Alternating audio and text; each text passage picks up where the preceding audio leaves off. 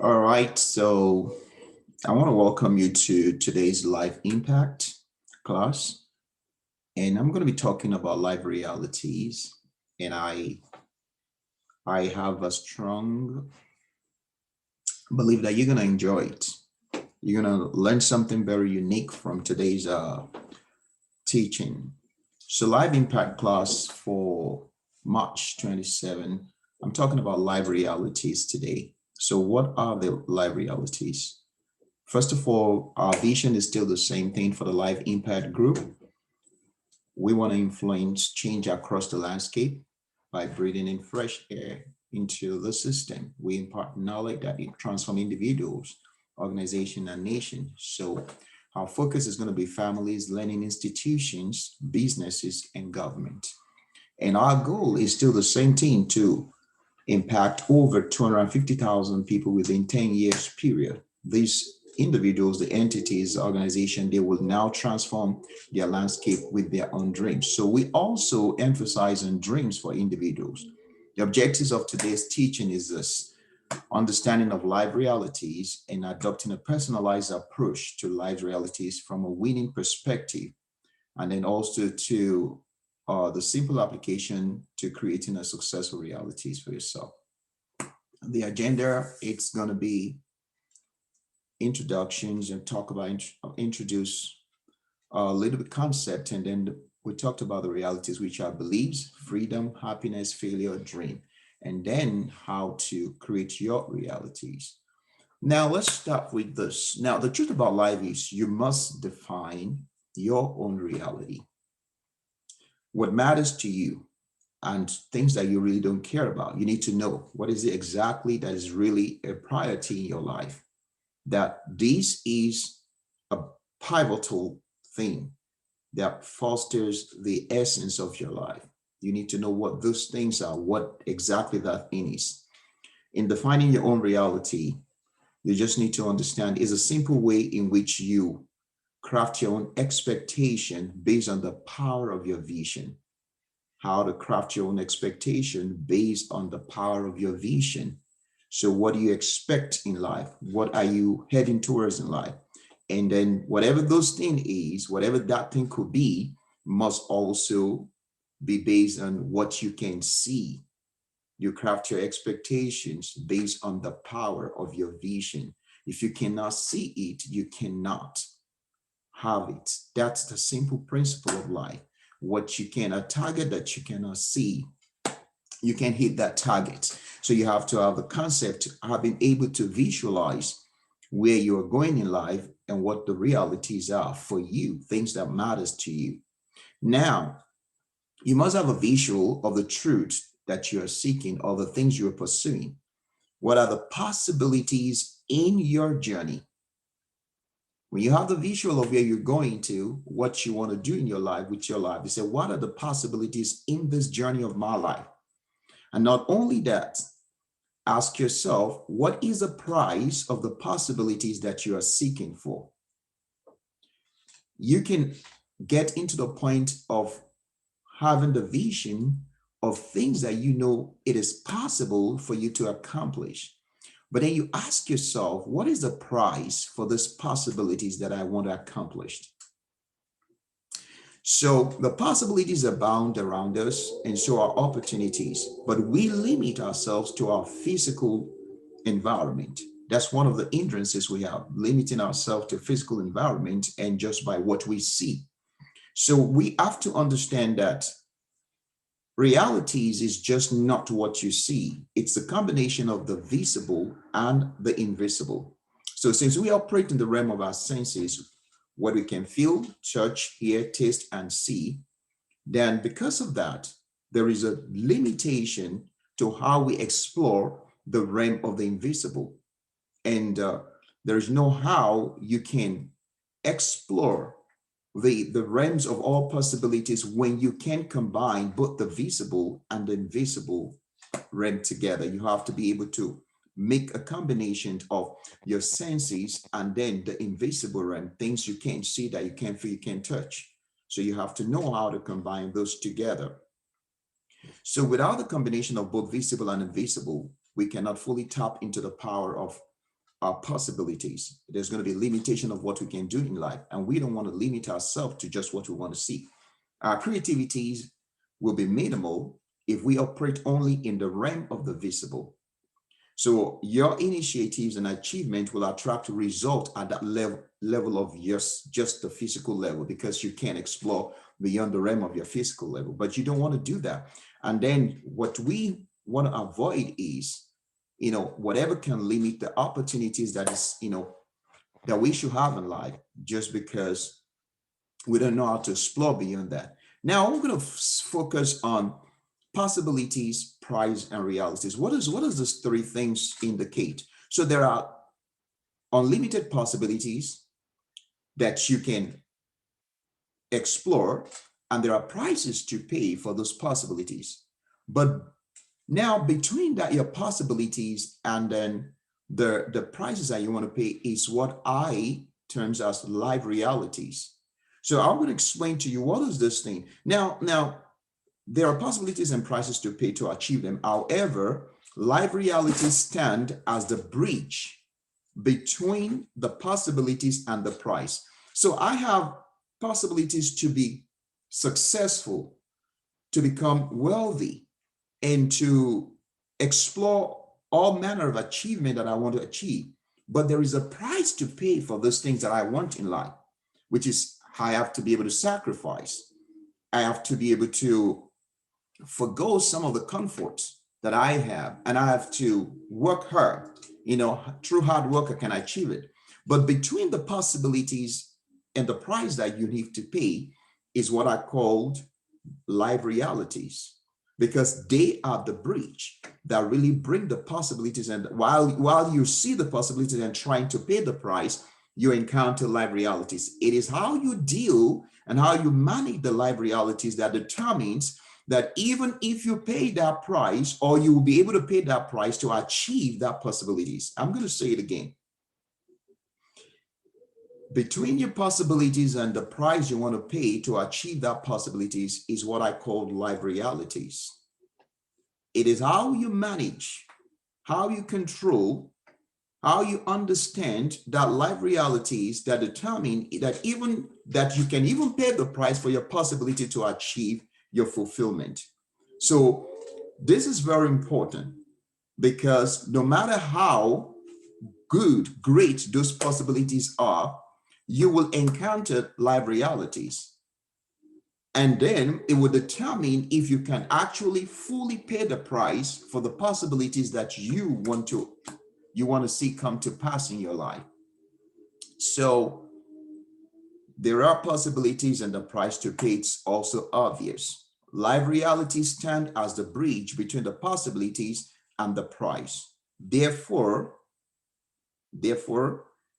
you're expected to know how to contain these realities, understand them, and then redesign them to navigate from where you are to where you are going to. There are things that you cannot ignore or pretend as if they did not exist. They are there with you every day. So you got to understand that it is paramount to you fulfilling the things that you want to fulfill in life. Now, it is how you deal with them that determines how you operate successfully in life. When you understand the truths about life, you will appreciate the principle that govern it. In the words of Napoleon Hill, he said that Christianity is the greatest potential power in the world today. Why did he say that? He said because its founder was an intense dreamer who had the vision and the imagination to see realities in their mental and spiritual form before they had been transmuted into physical form. So what this means is Christianity is known as a religion of faith or people of faith, which faith terms to be the substance of the things you hope for. You haven't seen it yet, but you hope for it, but then you have the evidence of that which you're looking for. So the simple way to say, like what you hope for, your expectation is your future. You are not there in that future yet. You have expectation to get to that future. Now, the evidence that you're going to get to that future that you're going for, that you're looking for, it's the dream that you have. that will be able to lead you into that place. So you have to understand how to navigate from your dream to see the reality of your future. And between that, between, moving from your dream to the place of your fulfillment, you're going to encounter this. You're going to encounter these realities, which you have to deal with. You have to know how to manage them, how to, use them to your own advantage.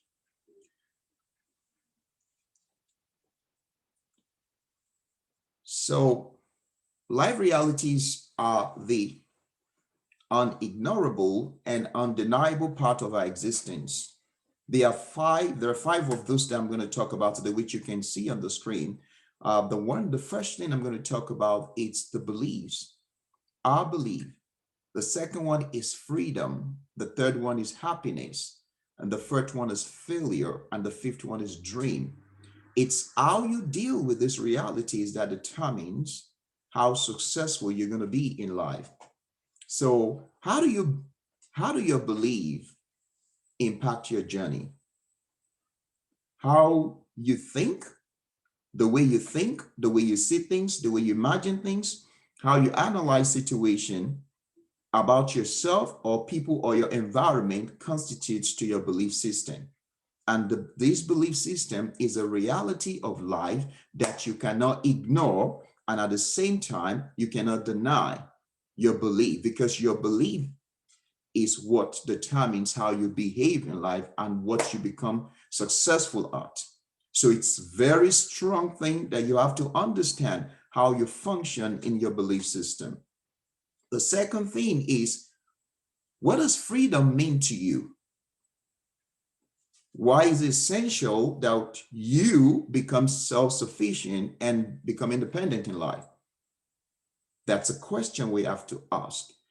Freedom is a reality that we cannot deny.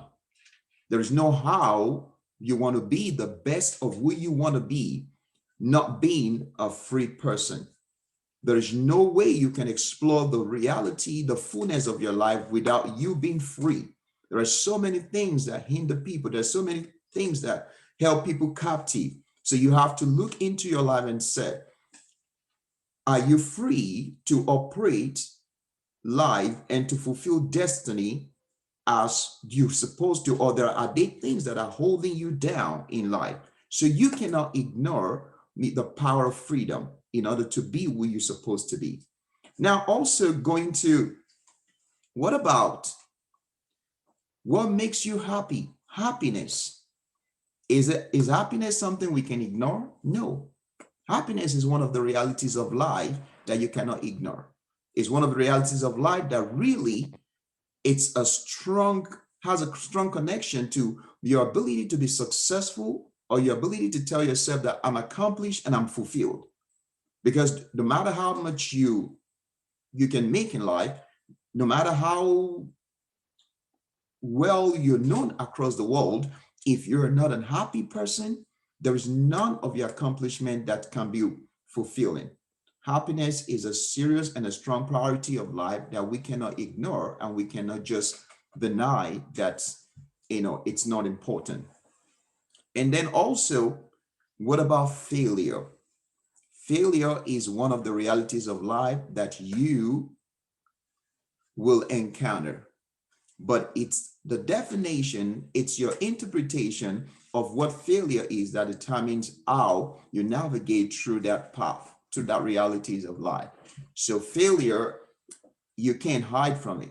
At a point in time, there are going to be challenges. These challenges might be overwhelming. Sometimes you're going to be disappointed. Sometimes people are going to disappoint you. But within the context and the confine of that encounter and challenges in life, how do you navigate from the point of disappointment or failure to continue to go into the place of your possibilities, to achieve your possibilities? So, and lastly, we talk about dream.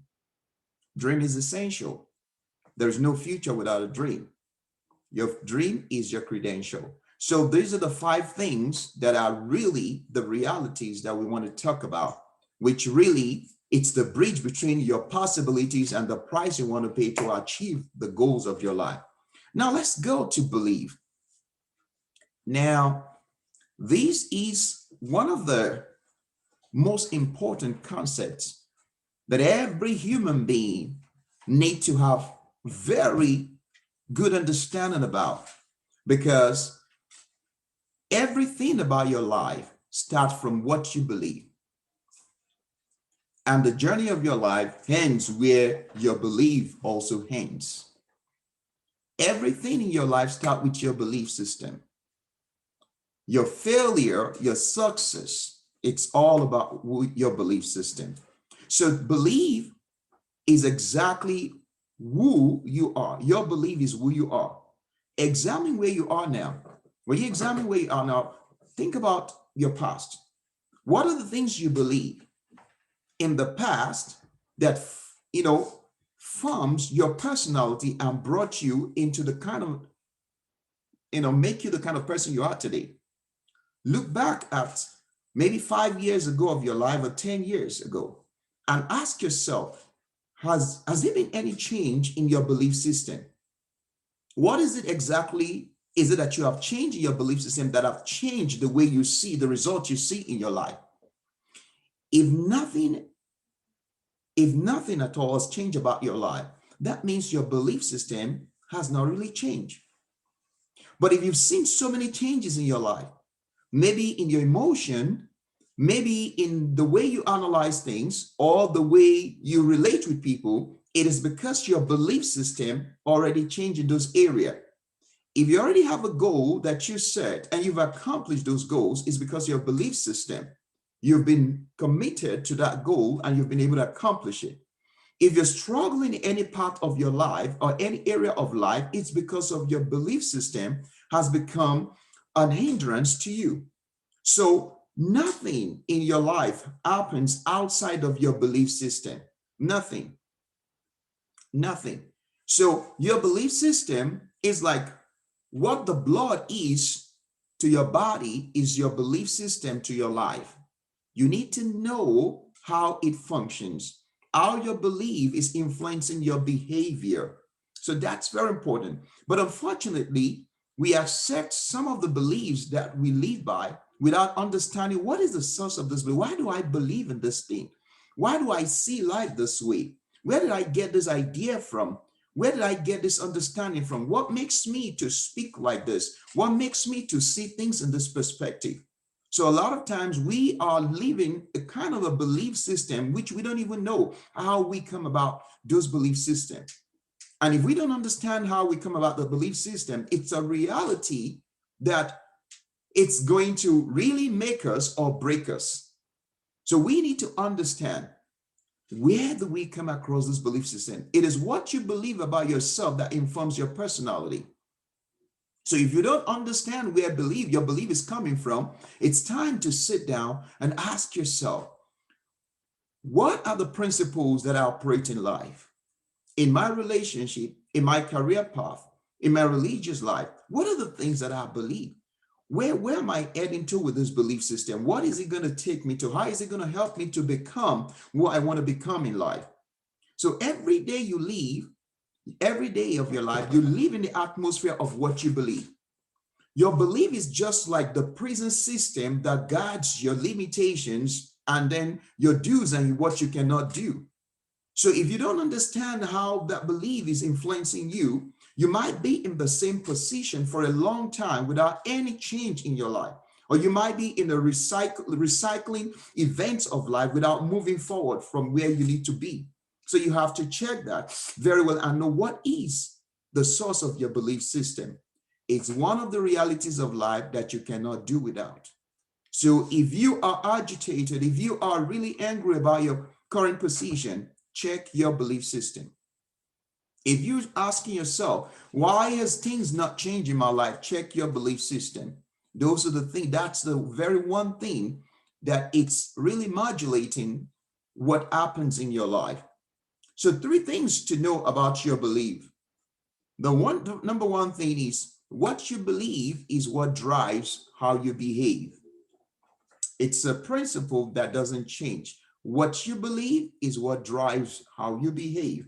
The second thing you need to know is you have the power within you to change Your belief and accommodate the kind of transformation you desire. There's a power within you. You have that choice, you have that control to change your belief system in order to see the kind of transformation you want in life. The third thing you need to know about your belief system is what you believe is your stability. The things that you believe is what gives stability to your life. If you are in a relationship and you are steady in that relationship, is because what you believe that makes you to be established in that relationship. If you are doing a job and you've been in that job for a long time, is what you believe about that job that stabilizes you in that job.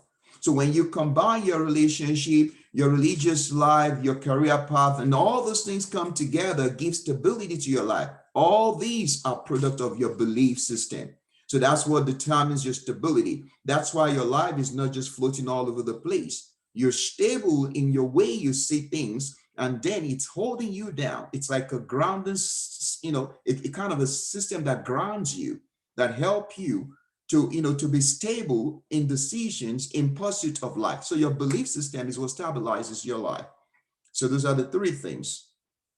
Now, I want us to understand that the moment we play a guessing game about the future, we set ourselves up for failure. Are you satisfied with where you are? And are you confident about your destination? Those are the questions you ask yourself. If not, you have to start working on your belief system. You cannot change anything until you change what you believe and how you believe. Your achievement will only be in line with your belief. Now, for us as human beings, we are like agent of programming. So we like our lifestyle is being programmed from the day we're given birth to, and we begin to grow up in our family environment. There is a programming system. The environment program things into us. The nurturing program things into us. Our places we have been, experiences we have becomes like our programming system. Now, you might not have, deliberately make the decision to be programmed the way you are because you didn't choose your family background. You didn't choose your environment of nurture. You didn't choose where you grew up and what the things that you were taught when you were growing up. But right now, you've been programmed that way. The only good thing you can do to yourself is to reprogram yourself. Reprogram yourself. There's nothing like, if you don't reprogram yourself, you're going to live by that belief system that has been programmed into you. And you'll be heading towards that thing with the belief system that has been programmed into you. That's what you don't want to do. Because while you're in that environment of nurturing, nobody was trying to help you to design your future the way you wanted. You just grew up in that environment unconsciously, and people were saying things, people were following different direction, and you find yourself, receiving and adapting to the system of that environment. I mean, it might not be a good system for you to take you to your future. So yeah, you got to reprogram yourself. That's one good thing you can do for yourself. Remember, one of the three things I said you need to know about your belief system is that you can change that belief system. You have the power within you to transform yourself by just changing that belief system. So think about that. If there is a need for you to reprogram your concept, to reprogram your ideas, to reprogram the way you see things, you have to work on that. These are realities of life that you cannot deny. They are the things that influences you every single day of your life. What you believe, it's very important. What you believe is very important. How you believe is very important. How you see things is very important. So to change anything about your life, you need to change your belief. To change anything at all that you want to change about your life, you need to change your belief system first. There is nothing that happens without you first thinking about it or first really having a conviction about that thing. Anything, any step you take is based on what you believe. So for anything to change in your life, it starts from your beliefs, your belief system. So your belief system and how you exercise it produces your experience. It produces your experience. Now, the life realities are a strong indication of how you see things and what you believe about the world around you. So your belief system, your ability to set yourself free, and then your happiness and how you approach failure and the dream, these are strong indications of how you see things and what you believe about the world around you. Now, let me quickly move to the second thing, freedom. How important is freedom? What are the things holding you down in life? There's this concept. Some people might think like, I'm not. Why do I need freedom? Freedom from what? Nothing is holding me down. Yeah, we all need to be free from one thing or the other. It might be spiritual freedom. It might be mental, emotional, or physical freedom. But not everybody is free. Sometimes we might need to be, to be free from our own emotion. Sometimes we might need to, it might be positive emotion, it might be a negative emotion. Some people need to be free from worries. Some people need to be free from anger. Some people need to be free from all different kind of things. It's not only people that have been incarcerated in the prison that are, not free, but sometimes there is also a mental incarceration. There's also a spiritual captivity. So you have to, it's a reality you have to face and ask yourself, what are the things that is holding you down in life? Fear of the unknown. That's some of the issue for people. Fear of the unknown will not make them move forward. Some other people doubt. Some other people, they are in debt. That debt could not make them, progress in life. Some people are really in a relationship that has become a prison for them. Unrealistic expectations also can really hinder people. Religion can also be a prison. Environment can be a prison. Lack of adequate knowledge to foster ahead in life can also be a prison. So whatever that thing is, you can be free from it. But first of all, you need to know what exactly is this thing that you want to be free from. You can be free from spiritual, mental, and emotional or physical limitation. Whichever one is your case, there are two aspects of freedom that I really want to highlight very first. The two kind of things I think we should be free from, first of all, is self, and the second one is system. What do I mean by freedom from self? So ultimate freedom is from self-sabotage. The idea that you cannot do something is one of the most destructive, prison that anybody can put themselves. When you have an idea that I cannot do something, a lot of people are barriers to their own freedom. They taught themselves, encourage, low self-esteem.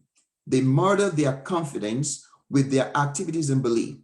People look at themselves and they can't just see anything good about themselves. People just not encouraging themselves and just saying, I don't think I'm good enough. I don't think I can do this. That's self-sabotage. And that kind of person, it's in kind of an enslavement that they have to be free from. So if you're a kind of person that look at yourself and see limitations, that's a self-sabotage. You need to be free from. A lot of people will not do some things in life because of fear. A lot of people will never dare something in life because of doubt. So these are realities that you have to face and say, how do I free myself from this thing that has been holding me down? You have to be sincere to acknowledge that there is an issue there. You have to be sincere to acknowledge that you need to be free from such things. So now the first step towards any kind of freedom is to start believing in who you are or who you want to become. Believing who you are or who you want to become. So that's the first step. You have to believe in who you are or who you want to become. So self-realization and understanding grants freedom. It is the truth about how you can birth your own independence, self-realization and self-understanding. You need to know what potential you carry. You need to know how your emotion functions. You need to know, that you have abilities that can really take you far beyond where you imagine. So self-realization is very good. It's one of the strongest things in your pursuit to freedom. The moment you encounter your potential and ability, you start to believe more in yourself.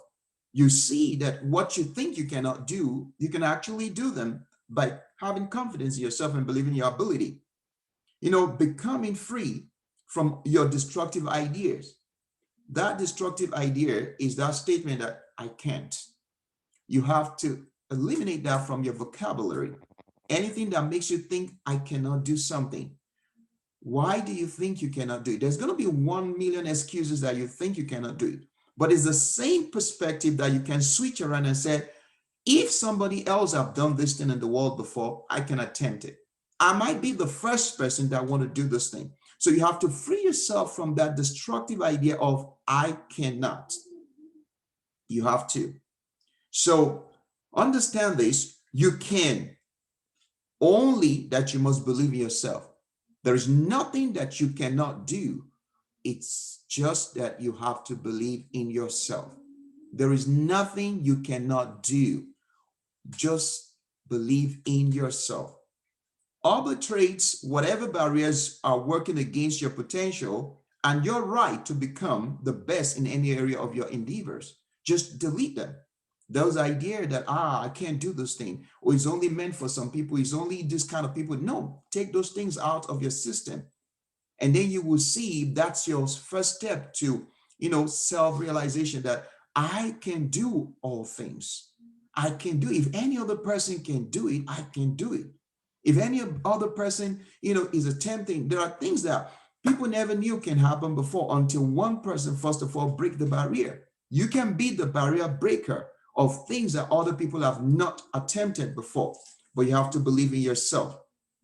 Disengage from everything that makes you second guess yourself, and also distance yourself, from anything that will hinder your self-confidence. The second thing I want us to believe we need to be free from is the system. Now, what is freedom in the context of the system? It is breaking free from the control and manipulation of anything dominating your life and undermining your personal choices of what you want and when you want it. Anything that will not allow you to have what you want and when you want it is a system that is being held in place to control and manipulate your choice in life. Are you dependent on the system? That's a question. Or if you're dependent on the system, you need to start planning how to become free. It's not that it's wrong to be dependent on the system, but you cannot live your life, under the control of a system that will not allow you to explore the best of who you are. That's the danger of, depending on the system. And another danger of depending on the system is you don't understand how the system is being fashioned. You don't understand the agenda that is in the system. Sometimes it is deceptive and it is manipulative. And I'm going to share that with us today. Here's why you must plan your freedom from the system. This is from the book called Propaganda. It's written by Edward L. Bernays. So, and I'm going to quote him right now. He said, "The conscious and intelligent manipulation of the organized habits and opinion of the masses is an important element in a democratic society. Those who manipulate this unseen mechanism of society constitute an invisible government, which is the true ruling power of our country. We are governed, our mind are molded, our tastes formed, our ideas suggested largely by men we have never heard of. This is the logical result of the way in which our democratic society is organized. Vast numbers of human beings must cooperate in this manner if they are to live together as a smoothly functioning society. In almost every act of our daily lives, whether in the sphere of politics or business, in our social conduct and our ethical thinking, we are dominated by the relatively small number of people who understand the mental processes and social patterns of the masses.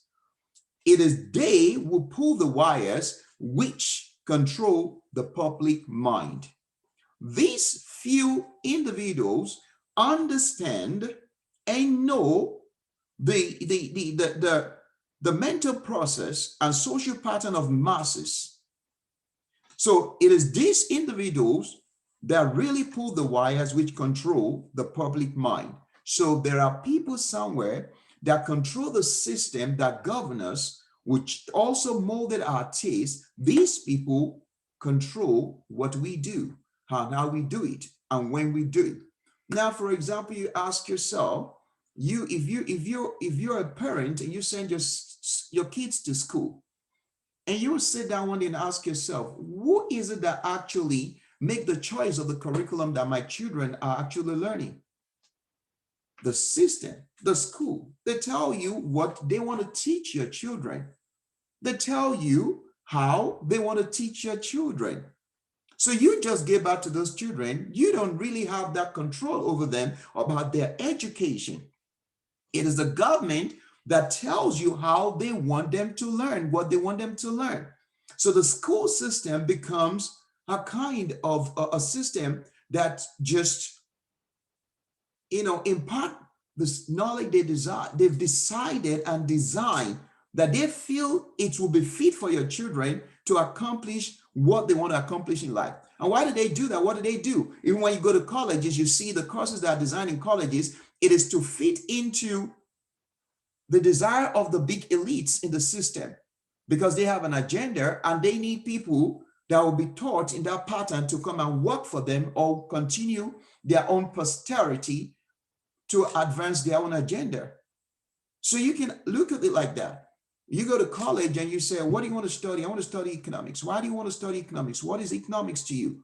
Well, because if I study economics, I will understand how a system functions. Who designed the system? You weren't part of them, those people who designed the system. The system has been designed and you will just become enslaved in that design and follow it up, but you never sit there and say, no, I don't want to live like this. I want to do something different from this. So we got to sit down sometimes and see what are the system, what are the people that is manipulating, the mental process and of the masses, and how are they using it to their own advantage? So that's why it's important to begin to think, how do I free myself from the system? How do I free myself from the government that tells me that if I have cash, it's not encouraging enough, but I have to have debt in order to have a credit score? And that might not be my principle, but I have to live by, because the system said that is what I'm required before I'm qualified for some things. So there are so many things in the system that is just a kind of a way to enslave people, to manipulate people, to make people think in a certain way and to do things in a certain way. One day, my friend sat down and calculated. You see, he said, hey, Sam, let me tell you, the money you're paying for mortgage right now is more than enough to buy 3 houses. I said, wow, 3 houses? And they say, yes, the money you're going to be paying for your mortgage for 30 years, it's more than enough to buy these same kind of houses that, 3 types of the same houses. But the system already makes you, think you are really doing a great job. Now you have a house, you have a mortgage, you're paying well, and you have a good score. But you don't understand that if you really have this basic understanding and you don't want to live in the system of paying mortgage, you can actually save and buy the kind of house you're living right now, times 3 of the same. With the money you'll be paying for 1, you can use that money you'll be paying for 1 to buy 3, but the system already made it that you will pay that money within 30 years. And they held you down in that slavery of that debt. And you're paying that for 30 years and you think you are fulfilling the American dream, whereas there are some other things that is underlying the American dream. So you got to think about, how do I get free from the system? So the system feeds on people's weaknesses and habits. Those manipulating the system dictate our lives because we do not have that control. Control is what you're looking when you're looking for freedom. How do I make decisions for myself? How can I make an independent decision that I don't need to rely and depend on the government or the system of the government? It's possible. It is possible, because if you can think it, you can begin to understand that it's a possibility. So, but between the possibility and the price you're going to pay to get there is the risk. This reality is to, okay, I got to free myself. The freedom mentality must be there as one of the realities of life. The freedom mentality. How do I live a free life? It might be from so many different things. The first thing I talked about, self, and the second thing is the system. So your guarantee for self-preservation comes from your freedom. Whom you have become is experience of your success. Someone that failure cannot intimidate, That is the validation that your reality of becoming independent from the system. Now, freedom is independent from any form of enslavement. It is what you build and the life you design that will sustain you. You need to design your future and build your life. Plan your freedom. You might be planning to be free from debt. You might be planning to be free from a relationship that is toxic. You might be planning to be free from an idea. You might be planning to be free from a kind of a religious mindset. Anything that is restraining you to becoming the best that God has created you to be is what you need to be free from. You might even be planning to be free from anger or negative emotions or anything that's relegating your life. So plan your freedom. The path to freedom is to build your world of spiritual, mental, financial, and social liberty. That's the pathway to the freedom. You have to build your world of spiritual, mental, financial, and social liberty. So that's how you can get there. I love this quotes from, it's called the Passion Translation. The Passion Translation, it was really a quote from the Bible, Matthew 11:28. And Jesus Christ was talking to people. He said, walk with me and work with me. So first of all, walk and then work. So he said, watch how I do it. Learn the unforced rhythm of grace. So there's something to learn. When you walk in with some people, you learn some things from them. He said, I will not lay anything heavy or ill-fitting on you. Keep company with me and you learn to live freely. Freedom, to live freely. So there is a path to freedom. You must learn that path and keep company with those who carry such ideology of liberty. So you have to tell yourself, I want to work with these individuals or this group of people because they understand that there is a need to be free from any kind of enslavement. And I don't want to be in that kind of captivity of the rest of my life. I want to be free from so many things that might be holding you down. So work with those people who understand how to walk in the path of freedom. You must understand what spiritual, mental, emotional, and physical freedom entails. So you need to know what you are losing when you are being enslaved in all these things. It is something you must work to achieve, and it is not a small endeavor. Until you are free, you cannot liberate others. Until you are free, you cannot liberate others. Your freedom is connected to your state of happiness, because next thing I'm talking about is happiness. If you're not free, you cannot be happy. And happiness is one of the priorities of life. There's no amount of money you make. There's no anything you do in life. If you're not happy, you haven't achieved anything. So what is happiness? One of the greatest need of humanity. Everybody want to be happy. The poor want to be happy. The rich want to be happy. Let me start with the words of Tony Robbins. He said, and I quote, as long as we structure our lives in a way where our happiness is dependent upon something we cannot control, if your happiness is dependent on something you cannot control, then we will experience pain.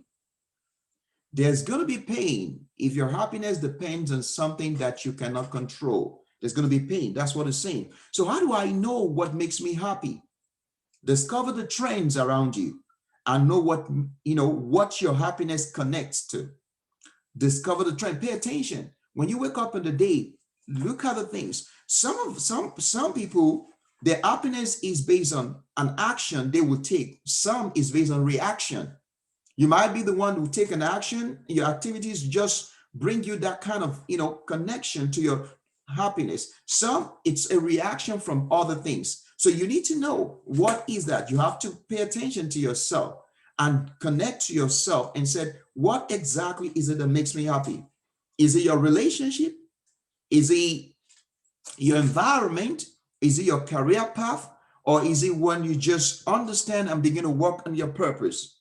So, but it is dangerous and unreliable to make people or things the source of your happiness. That's a strong warning. It's dangerous. Why is it dangerous? Because that takes away the control from you. Once the trigger to your happiness is external, that means outside of you, then you are at the mercy of that source of what you have made to become your happiness. Happiness is the secret of a healthy and wealthy life. A happy life is one of the greatest needs of humanity. and it is a top priority of people, regardless of class. Both the poor and the rich want to be happy. However, not everybody knows how to create that state of mind.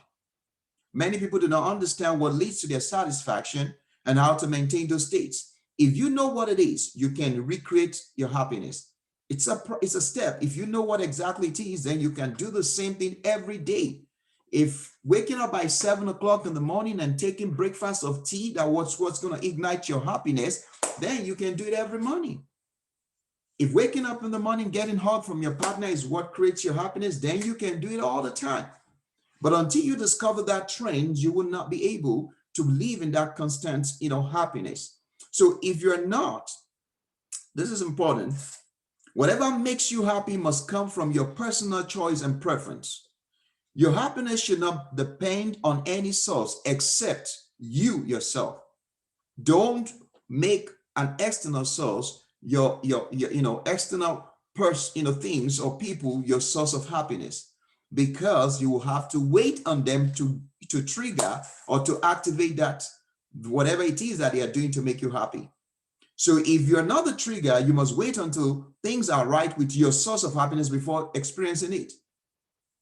So the question is, how long will you wait to be happy when the source of your happiness is not within your control? So maybe you have to wait for somebody who's going to give you a call before you become happy. What if that person is gone out of town? What if that person cannot be connected to? What if that person is in the wrong mood? So that's the danger of depending on other source, to make you happy. Living every moment of your life happily will require you to make rules that you control, and then to manage the status of your emotion. You have to create the rules. What is the rules that determines your happiness? And that rules and principle must be in place. So that means you will know exactly, you determine it, you make the choice. It's based on how I'm going to interpret the events of my life and my approach to things. Am I going to base my happiness on my income? If that's what you base it on, then you're going to give yourself rules. I will make sure I'm, working all the time to make sure the source of income is consistent. I'll make sure I have multiple sources of income because my happiness is tied to my income. So you make rules. I'll make sure there will never be a time in my life that I will not have a job that will bring me money, because my happiness is tied to the source of my income. So you make the rules. That rule is what's going to be your guideline, your guiding principle that will make sure your happiness is consistent. So happiness, it's like a medicine that creates a healthy reaction, and that reaction stimulates your ability to make right decision. When you are happy, you can make a right decision. When you're happy, you can, and then when you make the right decision, that decision also affects your future. So therefore, understand that one of the things that bring people into the realm of being consistently happy is a heart of gratitude. Gratitude. Now, when I say the heart of gratitude, that means regardless of what the circumstances around you is, you have already made a rule that I'm always going to be grateful for my life. Maybe I have, or maybe I don't have. Maybe I'm good, or maybe I'm not good. I'm just going to be grateful. That's a rule. But if you understand that secret of being grateful, the secret of being, the gratitude, then you will be consistently happy, because you will not attach your source of happiness to any other thing apart from your own rule of being grateful for your life. You can make a rule and say the only thing that's going to trigger my happiness is when I wake up every day and I see that I'm alive.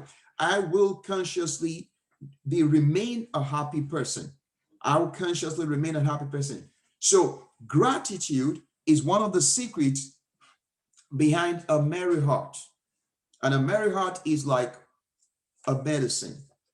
So, but when you get into the mood of complaining, being angry, and whining, you begin to see that your ability to be grateful is going to depreciate. And when that depreciates, also your merriment is going to depreciate. You will not be able to live a merry life. So think about it. Gratitude is one of the secrets behind a merry heart. Surround yourself with people and events that create an atmosphere of gratitude. People that promote positive perspective. Also, stay around people and engage in activities that ignite your spirituality, the environment that reinforces your emotional states and build you in a positive perspective. Make sure you are in that kind of environment. Also, for you to develop a heart of gratitude, and don't make it an optional thing, make it a priority. I'm just going to live a happy life. I'm going to be grateful for everything. It does not matter what the situation, maybe it's raining outside or it's not raining. Maybe it's snowing outside or it's not snowing. It doesn't matter. I'm just going to have a heart of gratitude. So that's one of the ways to do it. Make the necessary sacrifice for your happiness by making right decisions and choices. Destructive means never leads to a happy ending. Happiness is not optional, but a priority. And you have to see it like that. Now, the World Happiness Report 2018 ranks, there's a ranking of 156 countries by their happiness level. According to this report, Finland, with 5.5 million population, was ranked number one. This was 2018. Finland was number one. Norway, with population of 5.2 million, was number two, the happiest people and happiest country in the world. Denmark was number three, and then US in that ranking was at number 18.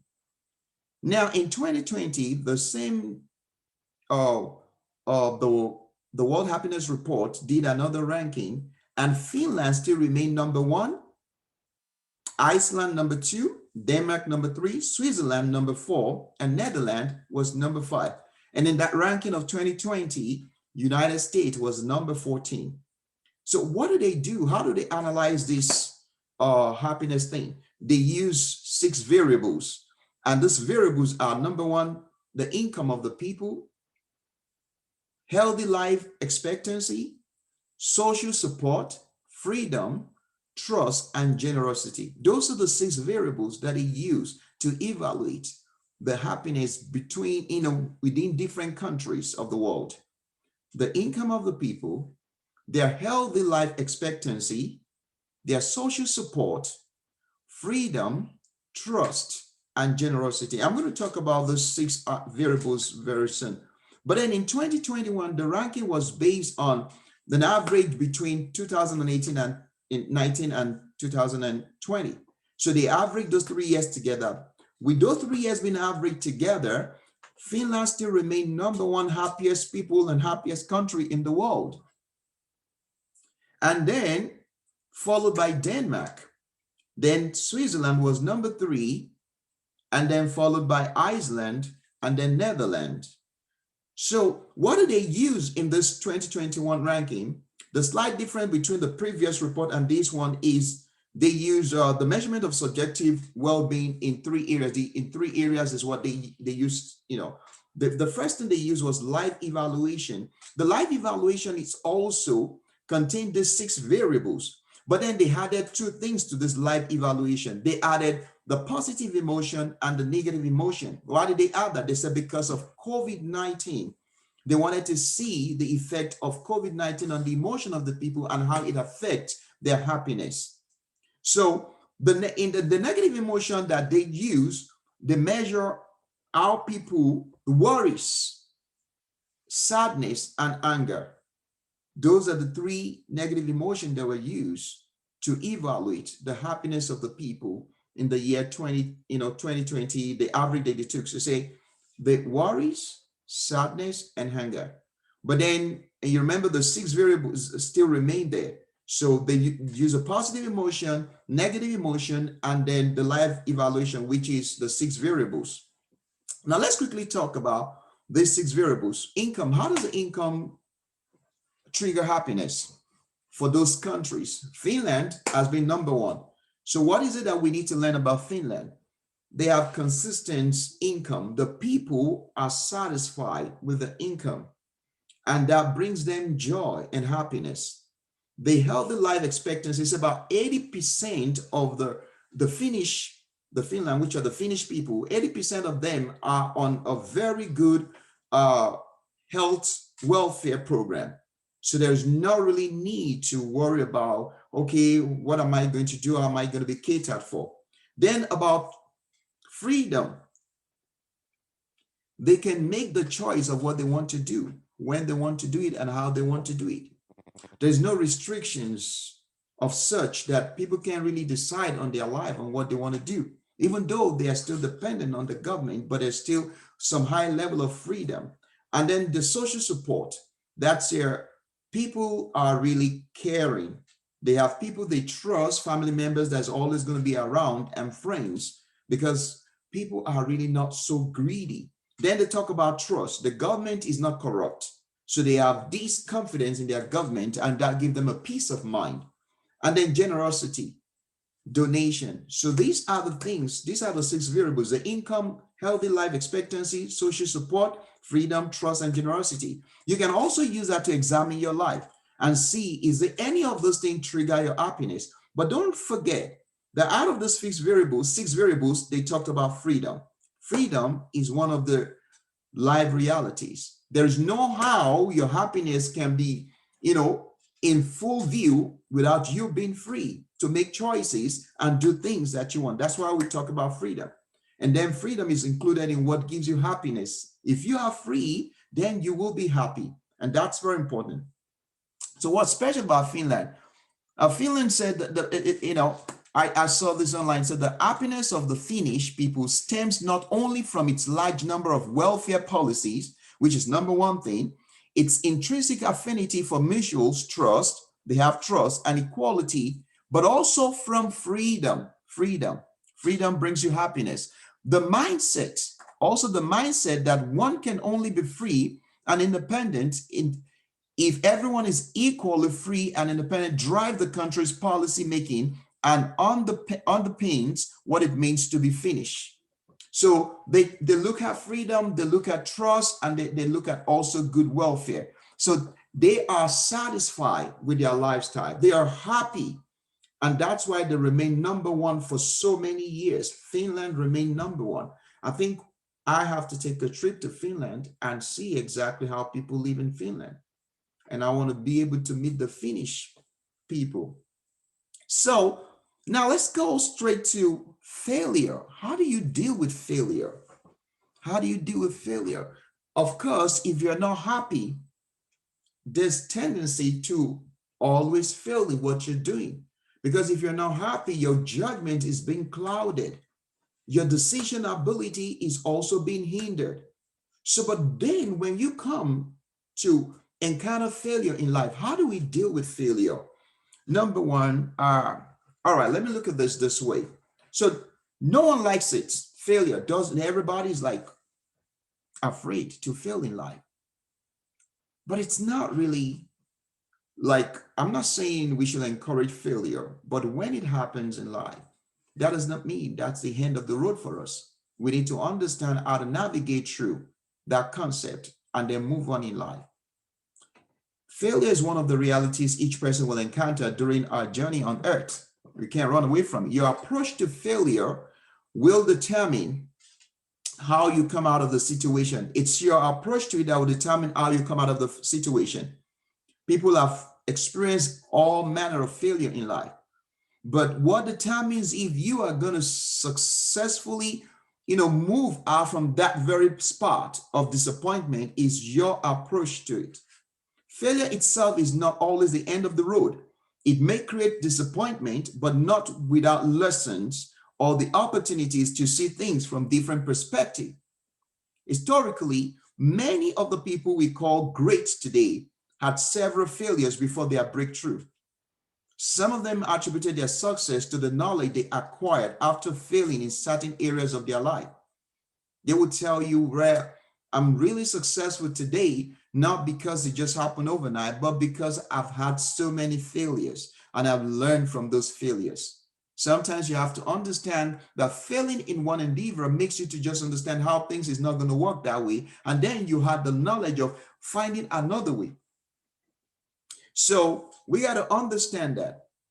But there are some of people that their failure is based on, it's a kind of a self-inflicted one. Those who lack planning.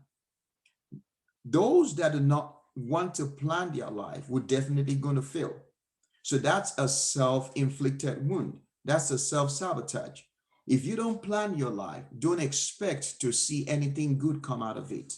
But if you plan your life and something did not work out the way that you expected it, then you have to learn how to move forward.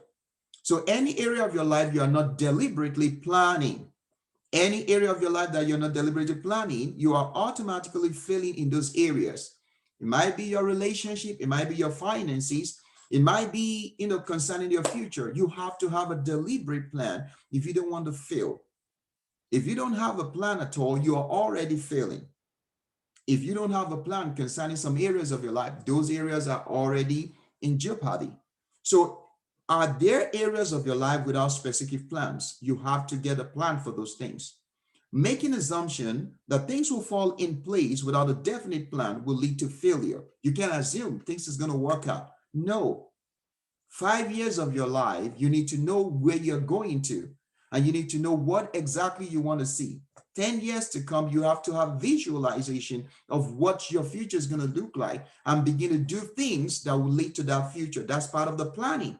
But you can't sit down, fold your hands and say, well, everything is going to fall out the right way, fall in the right way. No, it doesn't happen like that. So if you are overly dependent on a support from the system and the system fails you, then what are you going to do? When challenges and unexpected circumstances hit us in the face, how do we survive the situation? You didn't plan for it. That's handling unexpected circumstances. You didn't know it's going to happen. You thought you've gotten it right. How do you handle those things? We have all heard the statement that said life happens. When you didn't plan for it and it just hit you, boom, like that. What are you supposed to do?